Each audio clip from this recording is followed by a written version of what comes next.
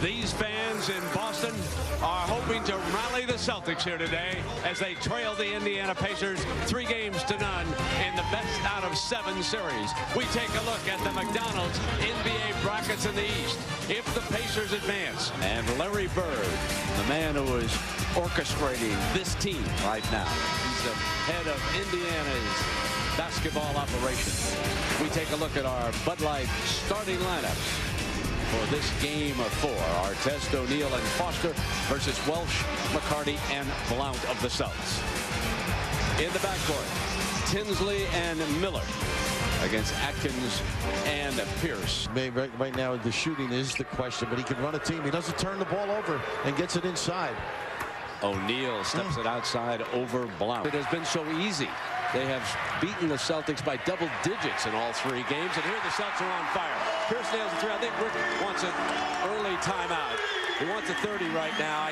As the season was beginning in the Walker case, and in midseason, as was the case with Battie and Williams. So here is Pierce, basically a one-man band as Artest comes down to the left baseline, and let's fall. It's nice denial by O'Neal. Blount's very active, and Artest has got it when he tapped it back to him. And 3-on-1, no chance for the Celtics there. When we go back to games, opportunity for the 2. They were, remember, after beating Indiana in the first round, they were swept away by the Nets. Good job of blocking off, though, on the glass. The Celtics are leaving more men in to rebound, Raf, than they did in game 3. And there's the jump shot from the left wing. The questions, he's had a lot of tough ones this week. And he kept the ship going, I think, and that's what this organization appreciates. Yeah, and Doris, I know you've got more on that angle. In an interview last week, Paul Pierce was asked about Ricky Davis. He said, listen, this is as he makes a great move on the baseline there, guys. He said, this is a young man with a tremendous amount of potential. 6 right now, last shot time here in the opening quarter. And the pace of the game right now, generally favoring the Celtics the way it is flowing, and Artest hits a big jump shot over Welsh. Well, he's gotten better with that, too. That little pull-up, and he's right up to challenge the jumper, too. So alert and involved in the game. Ball Pierce coming alive, 3 of 6, 9 points in the opening quarter. Ron Artest hopes to slow him down as game 4 unfolds. Hand up, Jonathan.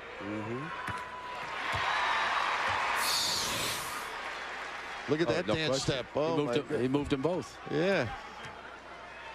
That's pretty funny. He wasn't sure which pivot foot to use. That was the dilemma for him.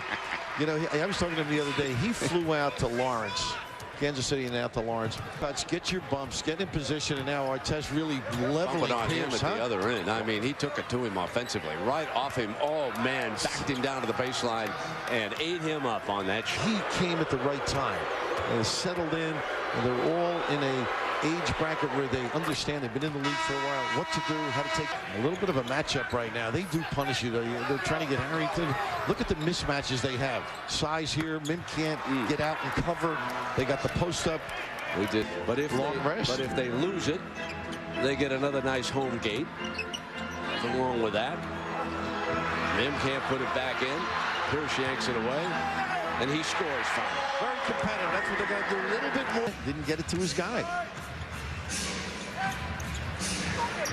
Artest a 2. Workmanlike. Punch in. And Donnie Walsh, of course, set it in motion. We cannot overlook the man who is seated to Bird's left right now. Wow. As Artest steps outside and hits a big one. There is his hand in Artest's face. Pierce wants it on the wing. Nice job by Banks. That's what they need, energy, punch. They're so good that Austin Kozer, he hasn't even played in this game. Hasn't been in it. Not at all. Kenny Anderson hasn't played as well. Pollard hasn't played. You know, John Carroll has the same situation. I'm sure he didn't like the body vibes of his team, but he can't.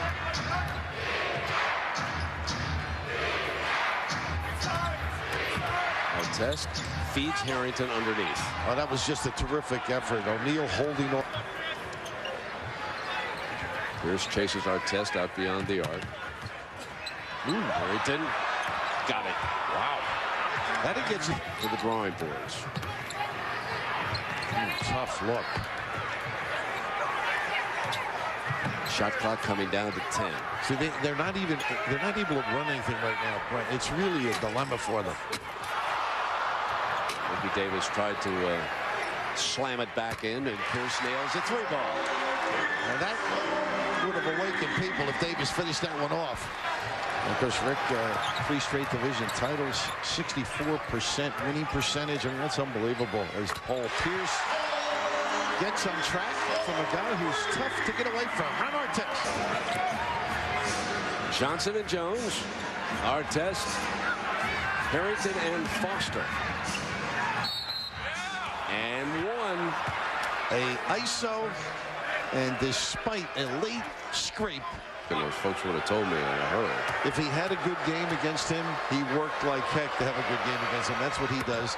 Plus, I demonstrated that throughout. And Rick said it didn't matter that I was coaching them. They were ready to make the leap mentally. Team maturing, I think, is what he said. The age was right. Strong move by Pierce down the baseline for the stuff. Is that an HD today? Canadians are going to play, huh? They're going to play not HD there. Mim just the baseball with the Braves and the mark. But there's a chance. High stepping Paul Pierce. Everybody's around. You don't get an easy look. Timeout, Carlisle. The Celtics swept away the Rockets in 4 straight games. They won every game by at least 10 points. This will be the first time since sweeping the Boston Celtics. And we're talking about Ron Artest. He held Paul Pierce in this series to 34% from the field. Once again, the final score, 90-75. Coming up next right here on ESPN Sports Center.